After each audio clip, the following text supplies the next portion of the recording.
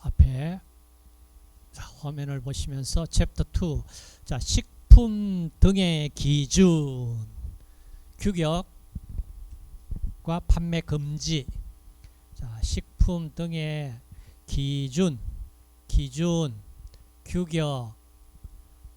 자, 기준 규격. 아까 얘기했을 때 규격이 뭐에 대한 규격이다? 성분에 대한 규격이다. 성분에 대한 규격이다. 기준은 뭐에 대한 기준이냐 하면은 방법입니다. 방법에 대한 기준입니다. 방법, 기준, 성분, 규격. 그러니까 4개 다 외우기 힘드시면은 성규.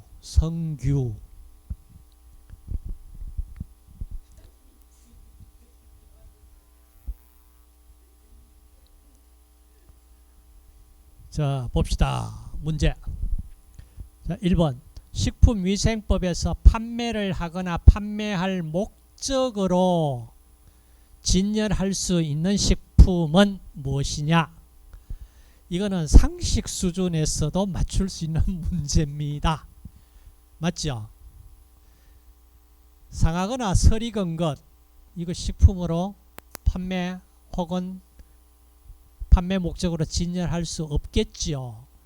2번 영업자가 아닌 자가 제조한 것. 영업자가 아닌 자가 제조한 것 판매할 수 없습니다. 그 다음 병원 미생물 오염되어 있는 것 마찬가지 수입 신고하지 않고 수입한 것 이런 거 판매 못합니다. 답은 대개 보면은 잘 모르겠으면은 길게 설명한 걸 찾아라. 그 말이 좀 맞아 들어가는 것 같아요. 예. 다음 2번 식품위생법에서 판매가 허용되는 식품은 판매가 허용된다. 판매가 허용되지 않는 것은 일반 상식 수준으로도 찾아낼 수 있고요. 답은 4번 식품 제조 가공 등에 관한 기준 및 규격에 적합한 식품. 이런 문제 나오면 얼마나 좋겠습니까? 문제 나올 수 있습니다. 얼마든지. 자, 이 부분입니다. 제가 여기에 표시했죠. 자, 성분 규격, 방법, 기준. 자, 5번, 6번만 한번 풀어봅시다. 5번 식품위생법에서 식품의 규격은 무엇에 관한 규격이냐? 식품 성분에 대한 규격입니다. 성규. 6번 식품위생법에서 식품의 기준은 무엇에 관한 기준이냐? 방법에 대한 기준입니다. 다시 말해서 식품을 어떻게 가공, 조리, 보존하는지 그 방법에 대한 기준입니다. 그러니까 방법, 기준, 성분 규격. 자, 좀 이해하시고 그 다음 7번 식품 등의 한시적 기준 규격을 인정받을 수 있는 식품의 제조 방법은 그냥 한시적으로 인정받을 수 있는 것이 그냥 단순 추출 농축은 좀 간단한 어떤 조작입니다. 나머지 보시면은 정제 산화, 정제 합성, 추출 산화, 농축 합성이나 산화나 이런 게 들어가면은 화학적 반응이거든요. 반응 결과 나오면은 어떠한 위해성을 가질지 모르잖아요. 그러니까 그냥 단순히 추출 농축하는 정도로는 한시적으로 이렇게 식품 제조 방법으로 인정을 받을 수 있다. 그러는 조항이 있어요. 그 다음 자 9번 식품 등의 공전을 작성 보급해야 하는 자는 누구냐? 식약처장입니다. 식약처장.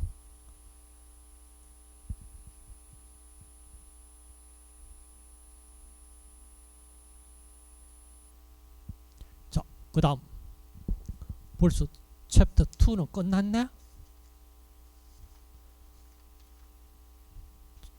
오, 국민영양관리법.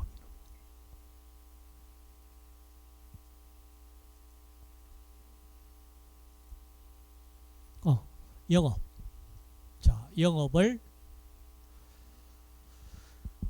1번 위탁급식 영업의 시설 기준, 그러니까 시설 기준에 해당하는 것은, 자, 이 시설 기준은 여기에 나와 있는데 규칙 36조 관련해 별표 14입니다. 그래, 이게 지금 보시면은 법 시행령 시행 규칙만 봐서 안 되는 문제들이 이렇게 세부적인 내용이 나옵니다. 그래서 이 부분까지 읽어봐야 된다. 자, 영업 활동을 위해서 뭐가 필요하냐? 독립된 사무소가 있어야 합니다. 그리고 식품 등을 위생적으로 보관할 수 있는 창고도 갖추어야 합니다. 창고. 그 다음 보존 유통 기준에 적합한 온도에서 보관할 수 있는 냉동 시설을 갖추어야 합니다. 그 다음 냉동 시설을 갖춘, 다시 말해서 적재고를 설치한 운반 차량 1대 이상 갖추어야 합니다. 그러니까 이 조건이 바로 시설 기준, 영업 위탁 급식 영업의 시설 기준이, 자, 이 조건을 갖춰야 된다. 그래서 답은 지금 보시면은, 자, 4번이 식품 등을 위생적으로 보관할 수 있는 창고를 갖춰야 한다. 답은 4번이고 나머지는 다 틀렸어요. 왜 틀렸는지 오답을 여러분들은 꼭 찾아서 정리를 하세요. 자, 운반 차량 2대 이상 있어야 한다. 아니고 1대 이상 있으면 됩니다. 그 다음 보관시설에는 냉장시설만 있어도 된다. 이런 거는 답이 아니다고는 금방 알죠. 냉장시설 갖춰야 됩니다. 그 다음 공간이 협소한 경우 독립된 사무소가 없어도 된다. 이것도 말이 안 되죠. 그 다음 5번 단순 가공 조리 목적일 경우라도 식재료 처리실을 반드시 이러면은 이건 답이 아니다고 그러는 게 거의 우리가 뭐 쉽게 가면 눈치만 있어도 다 답을 찾아내잖아요. 이런 문제 나오면 얼마나 좋겠습니까? 그 다음 자, 위탁급식 영업자는 영업 신고를 해야 됩니다. 누구에게? 특특시군구청장에게. 특특시군구, 특별자치시장, 특별자치도지사, 시장군수구청장, 이걸 특특시군구 이렇게 약자로 간략히 부릅시다. 특특시군구 구청장에게 영업 신고를 해야 된다.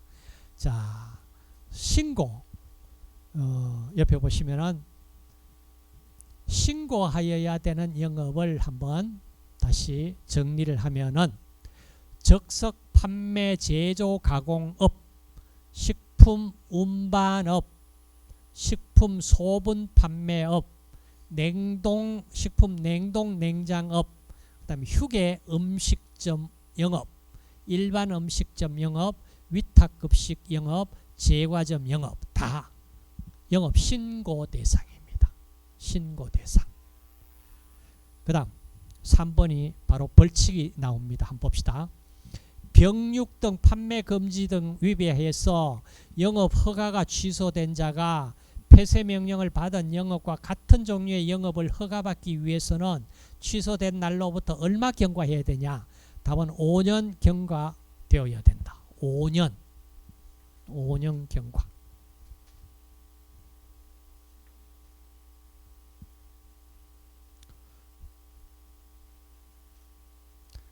뭐 문제 이거 다 풀어봐야 되는 건 아니다. 4번 영업자가 지위를 영업자의 지위를, 그러니까 영업허가 뭐 아니면은 뭐 신고 이렇게 되어 있는 영업자 지위를 그냥 승계했는 사람이 있을 거 아니에요. 그 사람이 결국에는 특특시군구청장에게 자, 영업 이렇게 지위를 내가 승계했습니다. 그러는 걸 신고를 해야 될 거 아니에요. 자, 신고하는데 몇 개월, 1개월 이내에 신고하라. 이런 조항이 있습니다. 자, 그 다음 우리가 건강진단을 받아야 하는 사람은 누구가 건강진단을 받아야 하나? 뭐 답은 식품을 제조하는 사람 당연히 건강진단 받아야 되겠죠. 근데 여기에 건강진단 대상자에서 예외 조항이 있습니다. 자, 이런 사람은 제외한다. 자, 식품 첨가물의 화학적 합성품 또는 기구 등 살균 소독제는 제외하고, 자, 제외하고 이걸 채취, 제조, 가공, 조리, 저장, 운반, 판매에 직접 종사하는 자들은 건강진단을 받아라.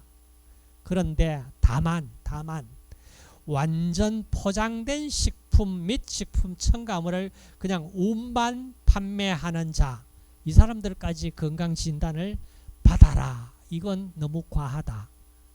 그러니까 식품에 직접적으로 완전 포장이 되어버렸고 이런 상태는 누가 운반을 하든 판매를 하든 그런 사람들까지 건강진단 대상자에 넣는 것은 바람직하지 않다. 그 얘기예요. 자,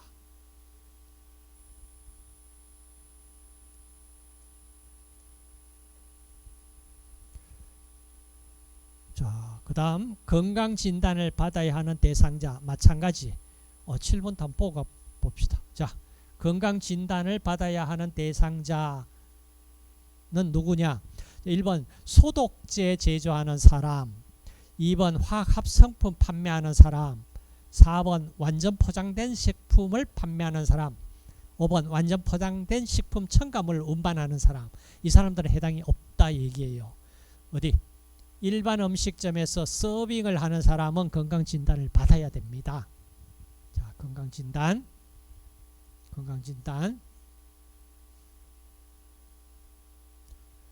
나머지 전부 다 건강진단입니다. 건강진단. 자, 9번을 보시면은 자, 건강진단을 받아야 하는 영업자 또는 그 종업원이 건강진단을 받아야 하는 시기는 영업 시작 전에 받는 것이 원칙입니다. 영업 시작 전에 받아라. 영업 시작하기 전에 받아라. 자, 그 다음 10번이 건강진단 관련 내용으로 옳은 것은 이렇게 물었습니다. 답은 집단급식소 종사자에 대한 장티푸스 검사는 1년에 1회 이상 실시해야 한다. 자, 규칙 제49조 50조에 보시면은 식품위생 분야 종사자의 건강진단 규칙에서 1년에 1회 이상 장티푸스 검사 실시해라. 그래, 장티푸스만이 아니고도 나머지 건강진단은 1년에 1회 이상 요구를 하지요. 근데 단 학교급식 쪽에서는 6개월에 학교급식은 6개월에 1회입니다. 1년이 아닙니다. 6개월에 1회입니다.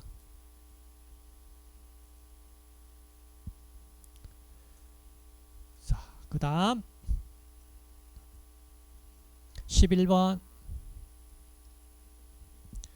건강진단 결과 영업에 종사할 수 없는 질병은 피부병 또는 화농성 질환, 이건 안 됩니다. 나머지는 가능해요. B형 간염, 인플루엔자, 비감염성 결핵, 유행성 이하선염 다 가능합니다. 영업에 종사할 수 없는 질병. 자, 한번 정리하시고 그 다음 13번 건강진단 결과 집단급식소에 종사할 수 있는 사람은 자, 폐결핵, 화농성, 장티푸스, 전염성 피부병 질환자는 급식소에 종사할 수 없다. 근데 여기서 후천성 면역 결핍증 환자는 가능합니다. 가능해요. 후천성 면역 결핍증을 뭐라고 부릅니까? 영어로 에이즈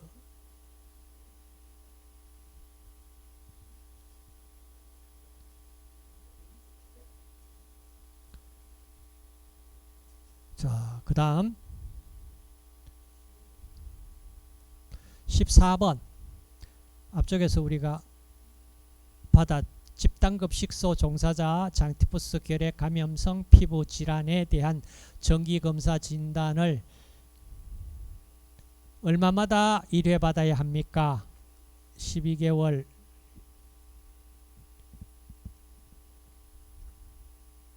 그 다음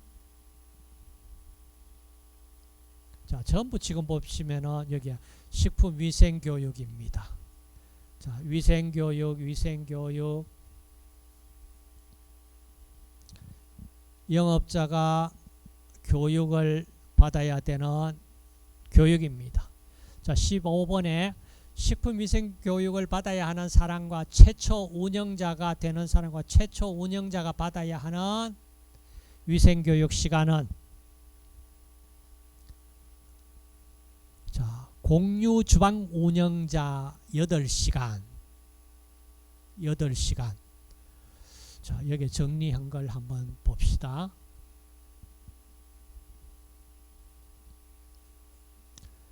자, 위생교육을 자, 식품 제조 가공 즉석 판매 제조 가공 뭐 식품 첨가물 제조업 식품 운반 식품 소분 판매업 자, 거기에 식용얼음 및 식품 자동 판매기업은 제외시키고 식품 보존업 용기 포장 제조업 식품 적객업 공유 주방 운영자 매년 식품위생교육을 받아야 됩니다. 자, 이때 만약에 조리사, 영양사, 위생사 면허를 가지고 있는 자가 식품 적객업 영업을 하려고 할 때 이 위생교육은 면제해 주겠다. 그러니까 왜? 기본적으로 그 정도 교육은 미리 알고 있다는 전제하에 자, 면제를 해준다.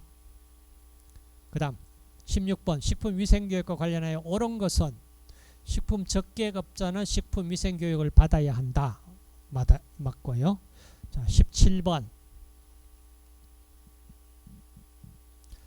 종업원 중에서 자, 이겁니다. 종업원 중에서 식품위생에 관한 책임자를 자, 종업원 중에 식품위생에 관한 책임자를 지정을 해가지고 만약에 영업자 대신에 교육을 받게 할 수 있다. 이 얘기는 이제 여러 군데의 영업점을 가지고 있는 이제 사장님이 계신다.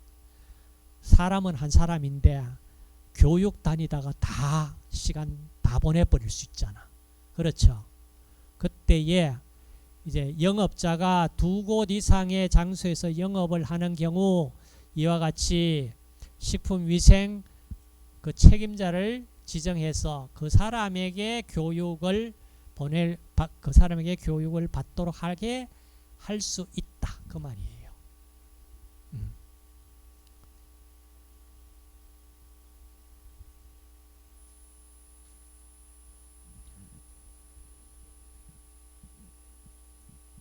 자, 그 다음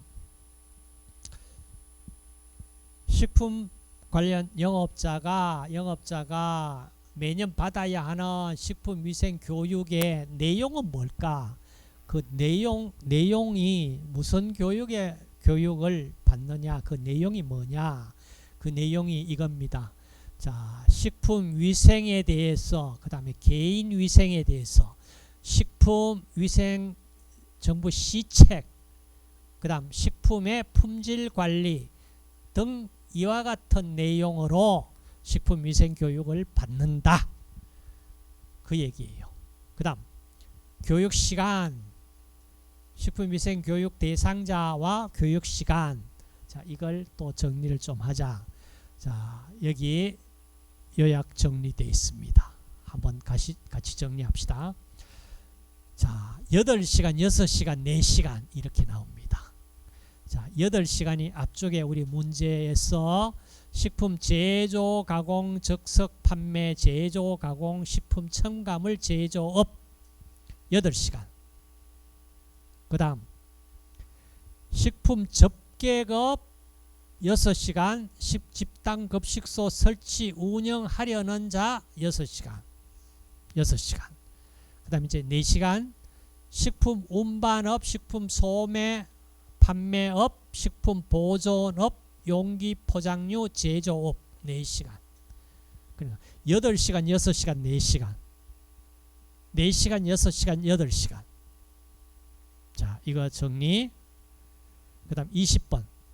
집단급식소를 설치 운영하고 있는 사람이 매년 받아야 할 식품위생교육은 3시간이다. 처음 시작할 때는 몇 시간을 받아야 됩니까? 6시간 받아야 된다. 이 얘기예요. 6시간, 영업 시작 전 6시간, 매년 계속 영업을 하고 있을 때 매년 3시간. 21번 문제가 그거네. 집단급식소 설치 운영하려는 자가 받아야 할 식품위생교육은 6시간.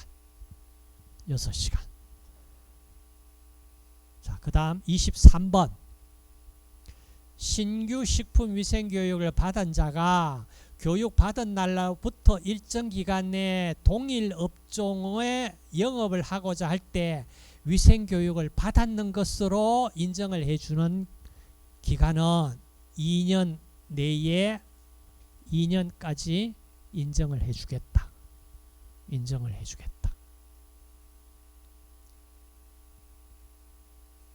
다음 24번. 자, 식품 적개 영업자가 수돗물이 아닌 물을 식품 조리에 사용하려고 그럽니다. 그러면은 모든 항목의 수질 검사를 2년마다 한 번 이상 실시해야 된다. 2년마다 전체 항목을, 모든 항목 수질 검사를 해야 된다. 네, 지하수 선다든지 이러면은 왜 이래 많노? 자, 25번. 자, 식품위생법 법제 46조입니다. 여기에 만약 식품에서 이물질이 발견됐다고 어떤 신고가 들어왔어요. 자, 이때 어떻게 일을 처리를 해야 되냐? 자, 1번. 소비자 단체는 소비자로부터 이물 발견 신고를 접수하는 경우 지체 없이 시도지사에게 통보해야 한다. 아니고 식약처장에게 통보하여야 한다. 그 다음 시도지사는 소비자로부터, 이 시도지사 아니고 영업자는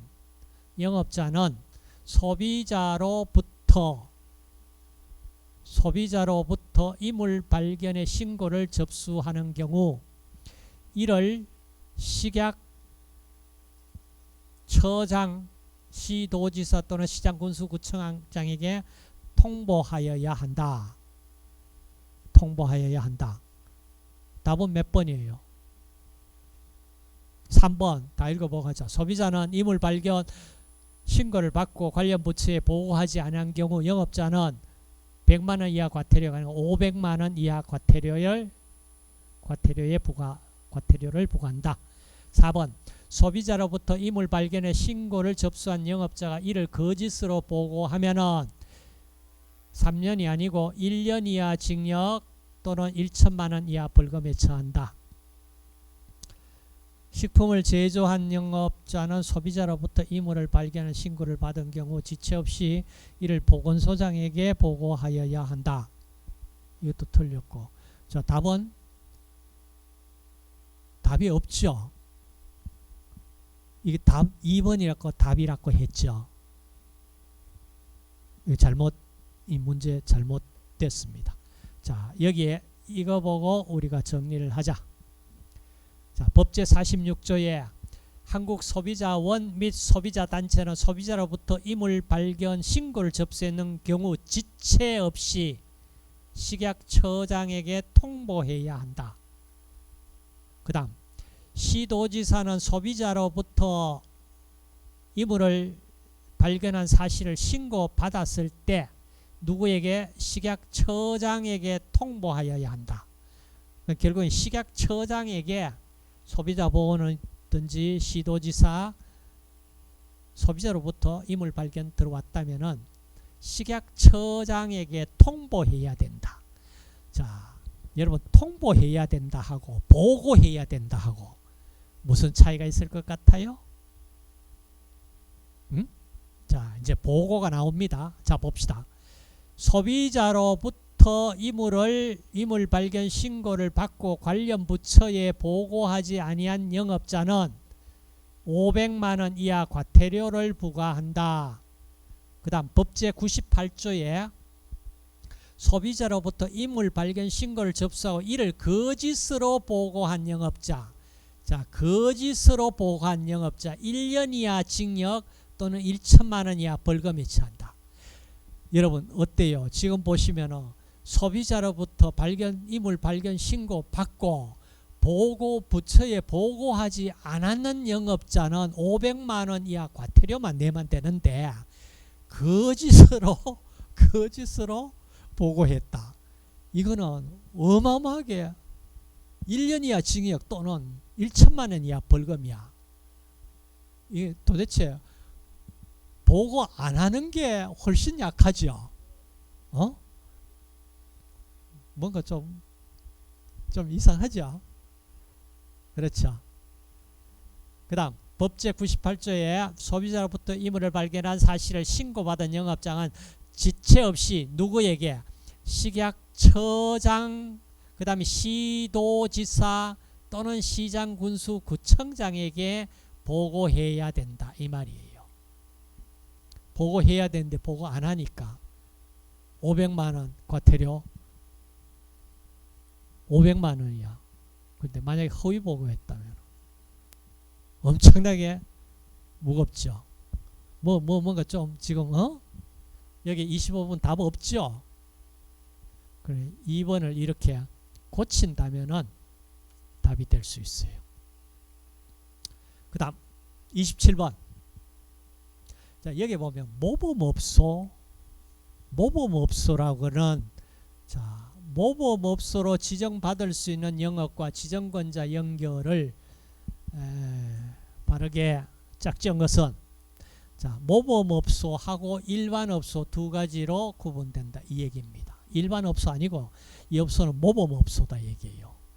자, 누가 하냐 하면은 일반 음식점 영업의 모범업소를 지정할 수 있습니다. 누가? 턱턱시군구청장이 모범업소 지정해 줍니다. 모범업소. 그 다음 우수업소라는 게 있어요. 우수업소, 일반업소.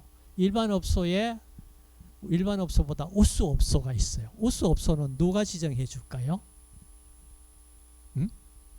이건 다른 데서 지정해 준다는 얘기잖아. 구청 아니고 자, 식품 제조 가공 식품 첨가물 제조업 업체 우수업소 지정을 해줍니다. 누가? 식약처장 또는 턱턱시군구청장이 지정해 줍니다. 턱턱시군구청장 식약처장이 우수업소를 지정을 해 줄 수 있습니다. 모범업소, 우수업소 이거 구분 좀 하세요. 그 다음 나머지 부분은 쉽게 문제를 풀 수 있을 것 같아요.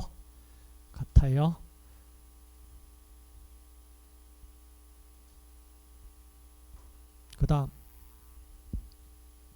30번 식품안전관리 인정기준 대상식품에 속하는 것은 자 특수용도 식품 그 다음 식품안전관리 인정기준 적용업소 영업 및 종업원에게 교육훈련을 받아라. 교육훈련 그 내용은 뭐냐.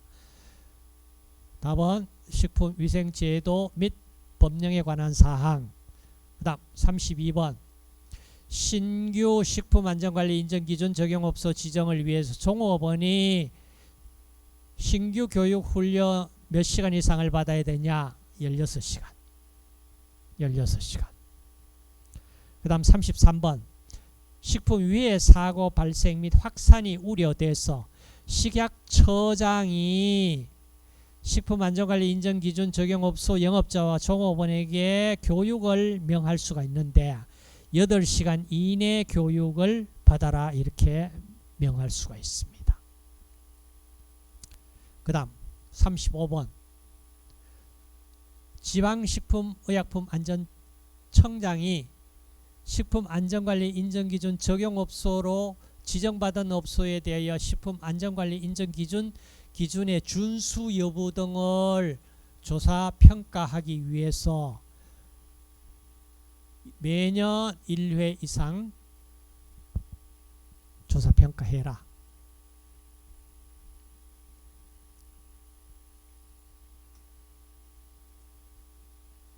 자, 여기서 브레이크 타임 가지고